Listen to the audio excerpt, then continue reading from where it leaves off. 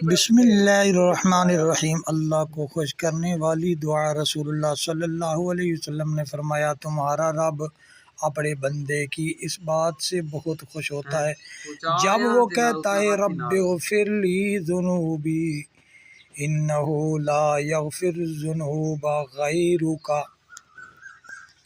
سبحان اللہ عز وجل، کتنا پیار آتا ہے اللہ کو اپنے بندوں پہ۔ اے اللہ میرے گناہ بخش دے، کیونکہ تیرے سوا کوئی اور ذات نہیں ہے، کوئی اور ذات نہیں ہے جو گناہوں کو معاف کر سکے۔ کتنی پیاری دعا ہے۔ چند جملے ہیں، یاد کیجئے، فوائد حاصل کیجئے۔ اللہ تبارک و تعالی ہمیں عمل کی توفیق عطا فرمائے۔ آمین ثم آمین۔